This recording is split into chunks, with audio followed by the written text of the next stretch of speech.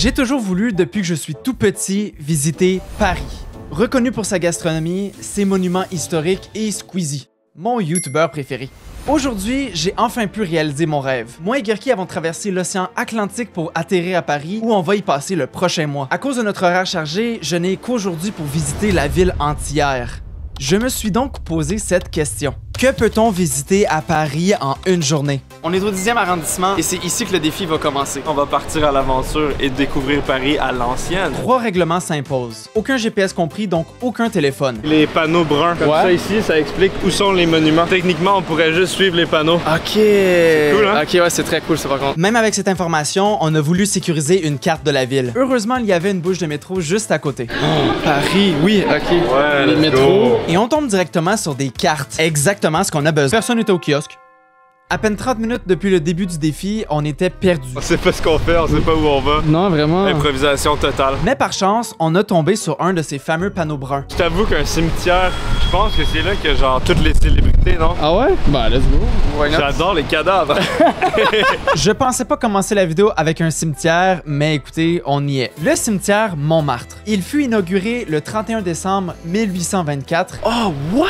En dessous d'un pont? Et il a la singularité d'être enjambé par le pont Caulaincourt. Et croyez-moi, ce cimetière est énorme avec plus de 20 000 tombes à ce jour. Ça serait bien de pas s'y perdre. Plus de 350 personnalités connues y reposent, dont la fameuse Dalida, chanteuse et actrice très connue en France. À peine arrivé dans le cimetière, on était en pleine découverte. C'est huge, regarde ça. Oh my god. Il y avait des milliers de tombeaux de tailles différentes et l'architecture était juste incroyable. Ce qui est moins incroyable par contre, c'est que... On est un peu perdu en fait. C'est pas un cimetière, c'est un labyrinthe. Ouais, donc c'est compliqué. 30 minutes. Ça nous a pris 30 minutes pour sortir du cimetière. Oui, on a trouvé la sortie. Ok, let's go. On a jusqu'au coucher du soleil pour visiter le plus de lieux possible. Il faut donc être très stratégique avec notre temps. Et c'est pas vrai qu'on se perd encore, on a absolument besoin d'une carte. Est-ce que vous avez les cartes de la ville? Une carte de Paris? Non? Non? C'est beaucoup plus dur de trouver une map à Paris qu'on le pensait. Y a pas de carte, c'est vraiment pas des jokes, c'est mort. On se tourne donc vers une autre option. Après moins de 10 minutes de marche, à la recherche d'un métro, on tombe sur place de Clichy. Une station de métro qui va nous rediriger vers une prochaine destination grâce aux petits panneaux sur les murs. Et comme troisième règle, on n'a que 50 € en poche. Il faut donc faire bien attention à notre argent. En sortant du métro, Québécois que nous sommes, on trouvait pas la sortie. Les sorties sont tellement compliquées ici. Mais par hasard, la chance nous sourit. Ici, on aurait peut-être une chance de prendre une map par contre. En sortant du métro, on croise une billetterie. Est-ce que vous avez une map en papier? Ouais. Oh, let's go. Mais merci beaucoup. Let's go, j'ai une map enfin. Après plus de 2 heures, on a finalement trouvé une map de la ville. Maintenant, plus rien peut nous arrêter et on peut enfin découvrir notre deuxième lieu. Wow. C'est juste incroyable, regardez ça. Grâce au métro, notre deuxième lieu, c'est l'Arc de Triomphe. Elle mesure 49 mètres de haut par 45 mètres de long. Sa construction débutera en 1806 et s'achèvera en 1836. Première fois pour moi, toutes les attractions qu'on voit aujourd'hui, ça fait plaisir, je pense vraiment là. Quelque chose qui me ferait encore plus plaisir, par contre, c'est d'aller voir la Dame de Fer. Et pour le coup, on devait que regarder alentour de nous. Si on peut voir là, la tour Eiffel elle est juste là. Ah ben ouais toi. Fait qu'en vrai, si tu veux, on peut marcher. C'est difficile de gérer la distance là-dessus, mais on peut vérifier sur la carte. Ah ben mais bien sûr, Jamie, je crois que c'est une bonne idée. Oh non, c'est juste un plan du métro, c'est pas une vraie carte. Évidemment, ça va être un petit peu plus compliqué qu'on le pensait, sinon, c'est pas drôle. Ça peut quand même nous aider. En ce moment, on est ici, nous, tu vois. Charles de Gaulle étoile. La tour Eiffel, c'est ici. Ah! Donc on peut faire joue papier peut-être, je sais pas.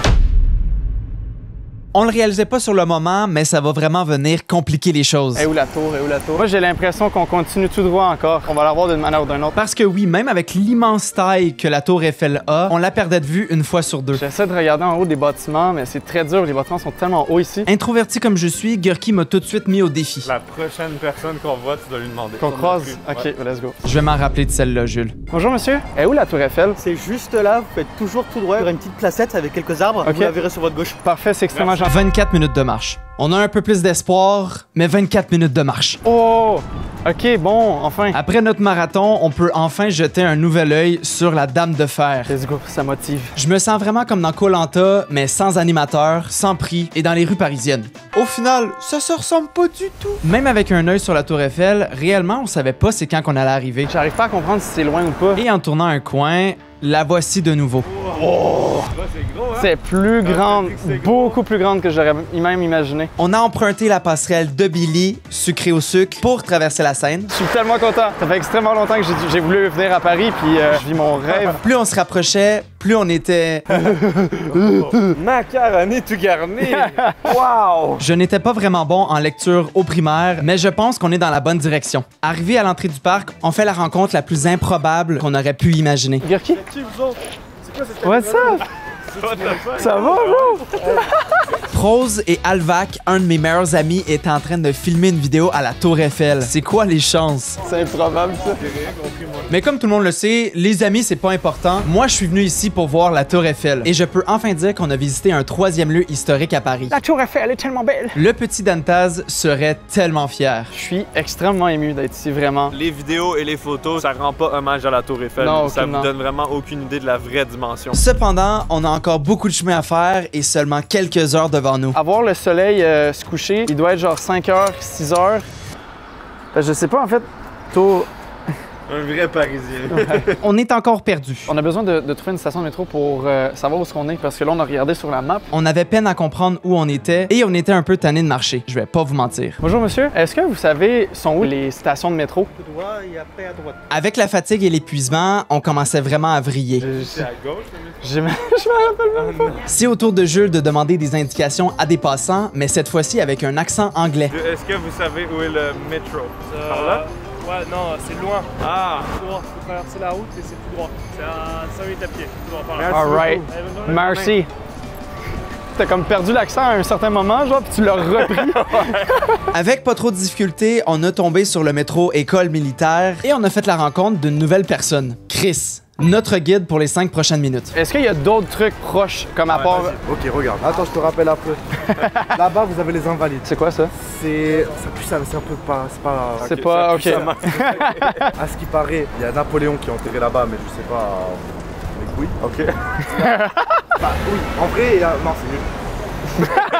Malgré tout, Chris nous a aidés et on s'est rapidement retrouvés à notre prochaine destination. On est juste à côté du musée de l'armée. Le beau travail de jardinerie. C'est vrai le taillage que- de feuilles pour simuler le plus réalistiquement un gland. J'en peux plus. Notre poteau Chris, il parlait d'un pont. C'est quoi le pont? Moi, j'ai vraiment une mémoire de Il merde. a dit l'esplanade des Invalides. L'Esplanade des Invalides fut le théâtre de grandes cérémonies comme celle du retour des cendres de Napoléon ou même l'exposition universelle de 1900. Elle fut bordée de pavillons d'attractions temporaires et les pays du monde entier étaient invités par la France à mettre en valeur leurs réalisations et leur mode de vie. Donc sans vraiment le savoir, nous étions sur un lieu mythique. Plus particulièrement sur le pont Alexandre III, qui lui aussi fait partie de l'Esplanade. Oh! C'est un beau zizi, ça, quand même. Parmi ces constructions temporaires, cette exposition a pu léguer à Paris plusieurs bâtiments, dont le Petit et le Grand Palais. Des bâtiments qu'on a pu voir de nos propres yeux également. C'est le petit palais, ça. Oh my god, l'entrée. Ouais, hein? C'est Wow, beau la en quête. tabarnouche. On pouvait y retrouver notamment la rue de l'Avenir, un trottoir roulant. C'est juste moi qui trouve ça fou! On avait aussi le globe céleste. À l'intérieur de la sphère, les spectateurs étaient assis dans des fauteuils pendant le défilement de panorama du système solaire. Ou même la grande roue de Paris d'un diamètre effrayant de plus de 100 mètres. Et il y en avait tellement plus. On peut maintenant compter un 4e lieu visité. Let's go! Je pense, normalement, il nous reste peut-être une ou deux destinations, encore une fois. Parce que oui, le coucher du soleil arrive à très grands pas. Direction métro, maintenant, j'imagine? Ouais, on va essayer de voir s'il y a un métro pas loin d'ici. Par chance, un métro était à côté des Grands Palais. Maintenant, on est au métro Champs-Élysées. Mais pour le coup, on a eu un problème qu'on n'a pas eu de la journée. On prend ça le prochain. Les métros étaient bondés. Il va donc falloir planifier nos trajets stratégiquement. Parce qu'à l'heure qu'il est, les minutes sont très précieuses. Et en plus, Ah non, puis là, il commence à faire non pour de vrai, là. le soleil était en train de se coucher. Il faut vraiment se dépêcher. Une des raisons pourquoi on a pris ce métro-là, c'est parce qu'en fait, ben, on a le Moulin Rouge. Bonjour! Par sa forme et sa couleur immédiatement reconnaissables, le Moulin Rouge est un cabaret parisien fondé en 1889 et il fut le premier bâtiment électrifié à Paris. Je me sens à Las Vegas. Une architecture de salle révolutionnaire qui permettait des changements de décor rapides avec des soirées festives au champagne remplies de danse et de rire. Qu'est-ce que t'en penses? T'as l'air déchiré puis dans les vapes, hein? Je suis brûlé. Allez hop, un 5e lieu visité.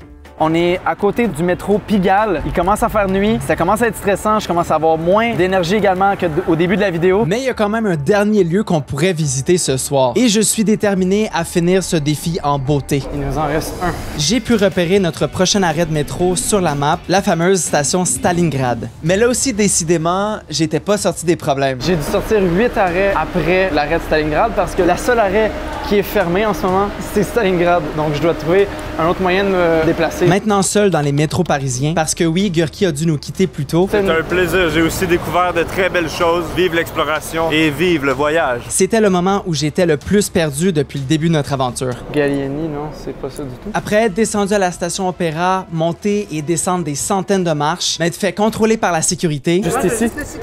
Ah oui, bien sûr, pardon, je suis absolument désolé. pris un métro pendant 35 minutes et débarqué dans une autre station, courir comme une poule sans tête pendant 20 minutes pour trouver une sortie, Ça fait 3 places que c'est fermé, là. tomber sur 3 portes de sortie fermées. C'est un labyrinthe, le truc. Après le cimetière Montmartre, l'Arche de Triomphe, croiser des amis dans la rue, la Tour Eiffel, notre rencontre avec Chris, visiter l'Esplanade des Invalides et le Moulin Rouge, tout ça en une journée seulement. Je peux maintenant sortir mon téléphone de ma poche et brûler cette putain de carte.